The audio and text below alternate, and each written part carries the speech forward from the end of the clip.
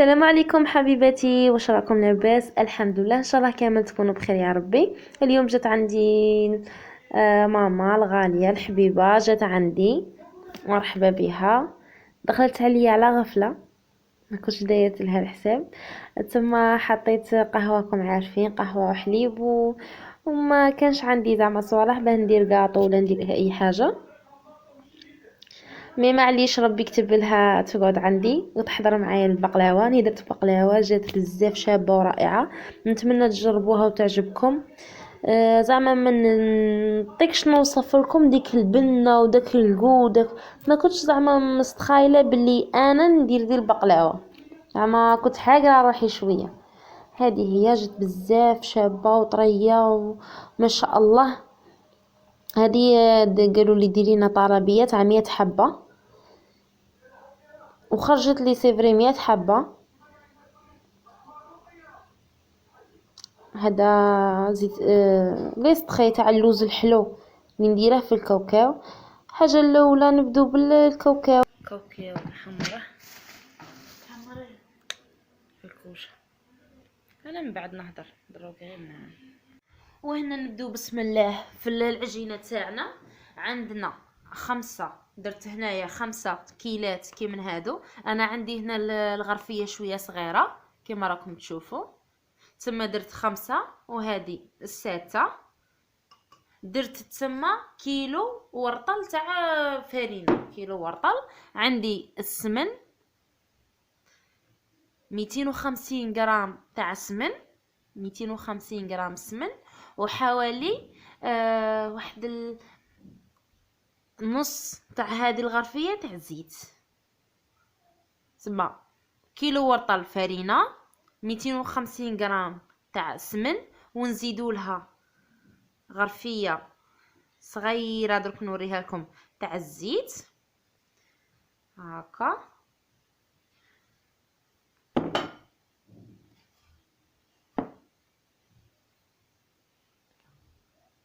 كيما هكا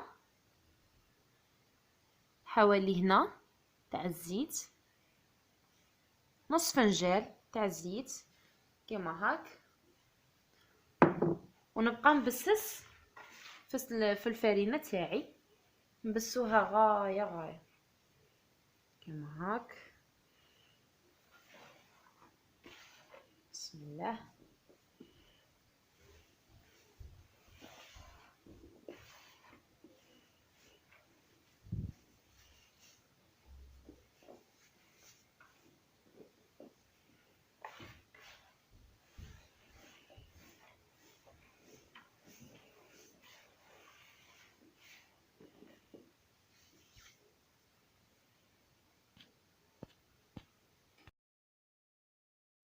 وهنايا بعد ما لميت العجينه غادي نقطعها على حساب الحجم اللي عندك نتيا. انا قطعت لي 4 كويرات. نحاولوا نديروهم حجم متساوي، خاطش من بعد نحتاجوهم بنفس الحله وبنفس الحجم كما نقولوا.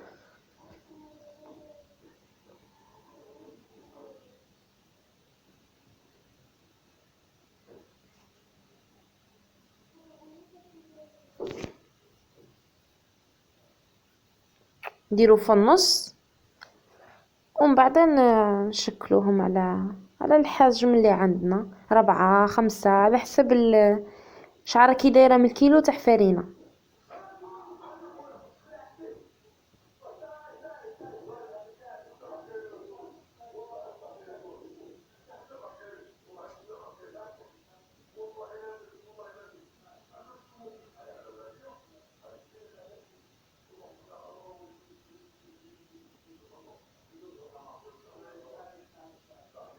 كما هكا نحاولوا نشكلوهم زعما.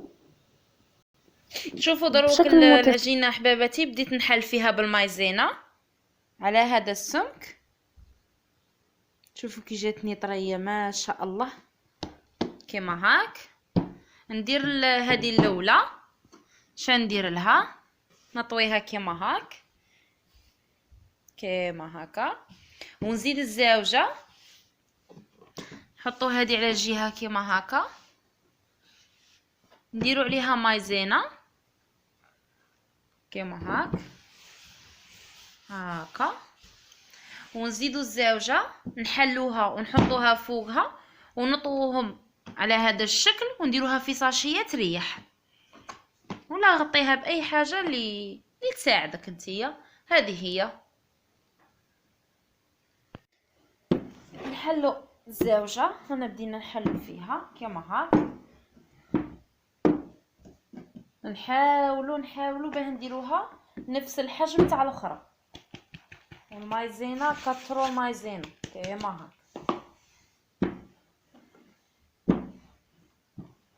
هيا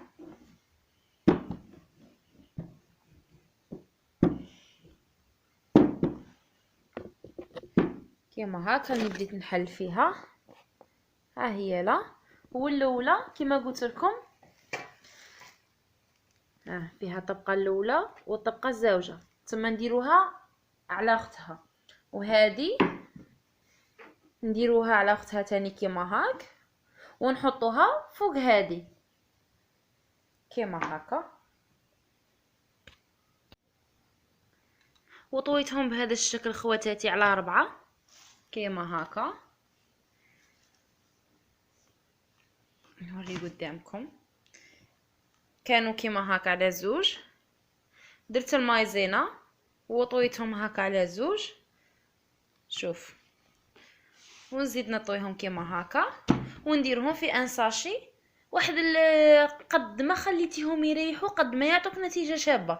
زعما من الاحسن اللي بغات تدير تخليهم تخدمهم مع الصباح، واحد 4 سوايع ل 5 مع النقيل كيما هكا تبدي تخدمي، والله غير تعطيك نتيجه شابه.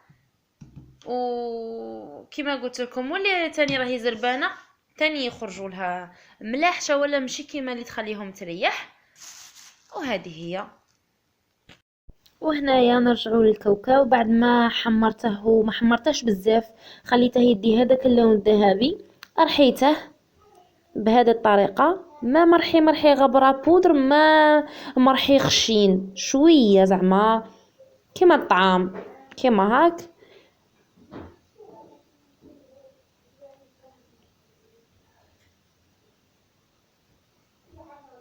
نرحوه نديرو فيه المقادير، الزبده ولا السمن، انا من الاحسن نفضل مارغرين. هنا نديرو فيه تما هنايا عطاتني 4 كيلات تاع كاوكاو، 4 كيلات كاوكاو، درت معاهم كيلة تاع السكر، وغادي ندير معاهم نص كيلة تاع مارغرين،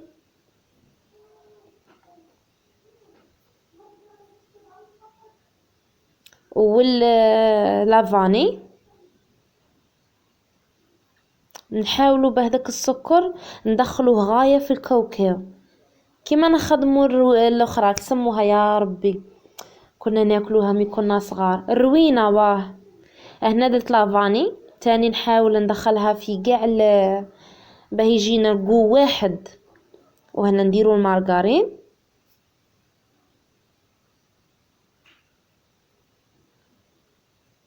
كيما هاك، تاني خلط غايه، نكهه ولا اروع.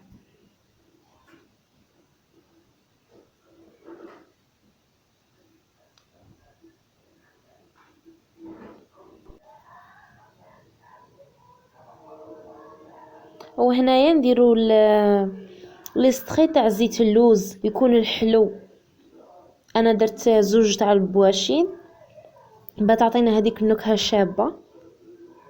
ونديروا 3 مغارف تاع مازهر، 3 مغارف حتى 4 مغارف تاع مازهر، ويكون الكاوكاو تاعنا هكا زعما واجد. وشو الاول نزيد الزاوج، وتاني نبدا نخلط باه كل شويه تاع كاوكاو تدي نكهه تاع هذا اللوز اللي غنخلطو غايه.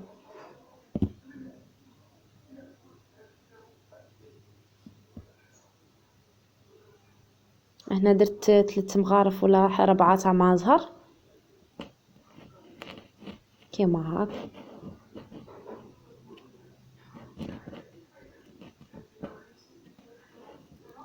وهكا يكون الكاوكاو تاعنا واجد، الحشو كيما نقولوا تاع البقلاوه راه واجد.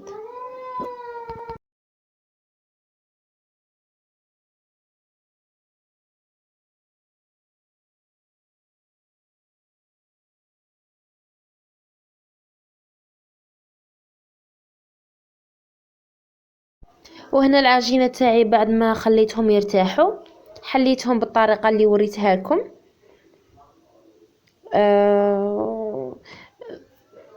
حليتهم بالحلال وبالمايزينا. وقبل اي حاجه لازم هذيك المايزينا ننفضوها كامل. هنا راني درت في البلا تاعي انا السمن، يمكن راه نحذف لي هذا لا فيديو تاع من درت السمن في البلا تاعي. درت السمن ودرت عليه العجينه تاعي. هنا نبدا نقطع ونفرغ الحشو تاعي تاع الكاوكاو درك تشوفوا معايا. ونحاول زعما ما نزيرش نخليها الداخل تكون مرخوفه هكا باه مين نقطعو ما تجيناش الكاوكاو خارج على العجينه لقيت تجو متساويين. وهذه هي.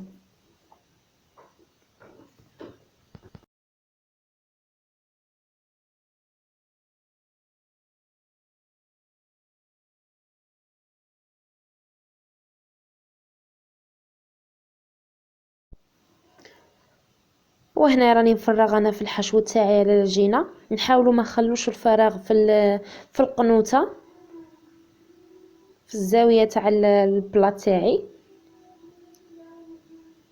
نحاولوا نعمرو كيما هكا كيما هاك.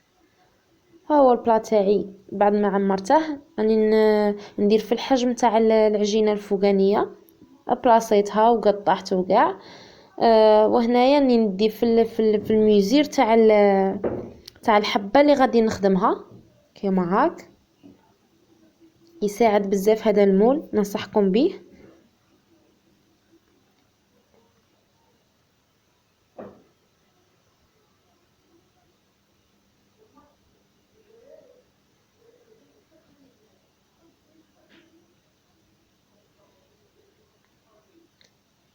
وهنا كملت وراني قطعت الحبات.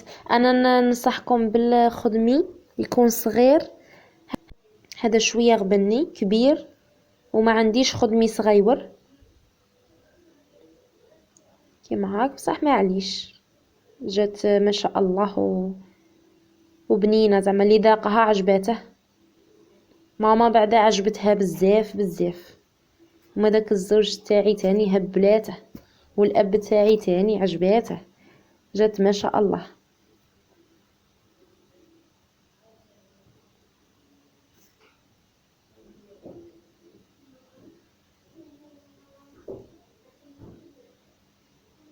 ونستمروا بهذه الطريقه حتى نكملوا التقطاع تاعنا ونديروا اللوز كاوكاو اللي عندك. انا هنايا درت فضلت عندي كاوكاو خدمتها بالكاوكاو ودرت الكاوكاو من الفوق تاني. وهذا الكاليتي تاع الكاوكاو اللي شريتها جات شابه بزاف جديده. نصيحه للاخوات قلت لكم كاوكاو قبل ما تشروه لازم تحكمي حبه وشغل طردقيها بين زوج. الا طردقت وسمحتي الحس عارفي بلي الكاوكاو شباب وراه جديد. الا كان ما طردقتلكش عارفي بلي القديم. ما ننصحش اختي باه تشريه لاخاطش ما يعطيكش هذاك الكوش الشباب. انا هذه البقلاوه من درتها غير باللوز والله العظيم لا تحسبوا خدمتها قلت لكم غير باللوز بالكاوكاو تحسبوا خدمتها باللوز نكهه تهبل. وهنايا ذوبت السمن وراني نديره من الفوق وندخل البقلاوه تاعي طيب على ونكون داير الكوشه ديجا تحمى من قبل واحد 10 دقائق ولا ربع ساعه.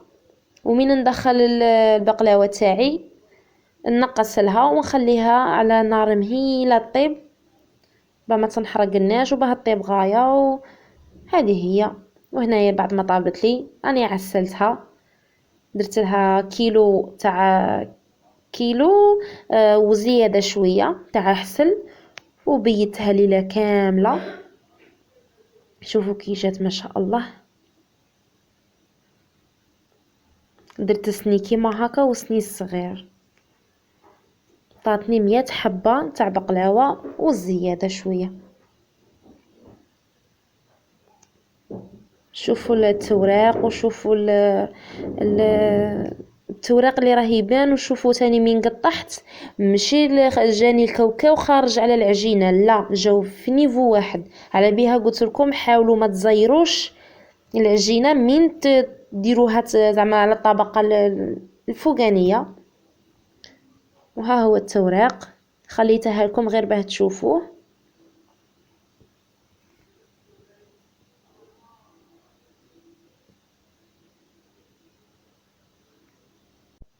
نتمنى كيما قلت لكم تجربوها وتعجبكم وتجاوبوا عليا في لي كومونتير. واللي ماهيش مشتركه عندي في القناه تشترك هكا بيوصلكم كل جديد. وفي الفيديو القادم ان شاء الله. ومحتاجاكم تدعموني شويه، محتاجات لكم باه تدعموني. وربي يحفظكم. مع السلامه.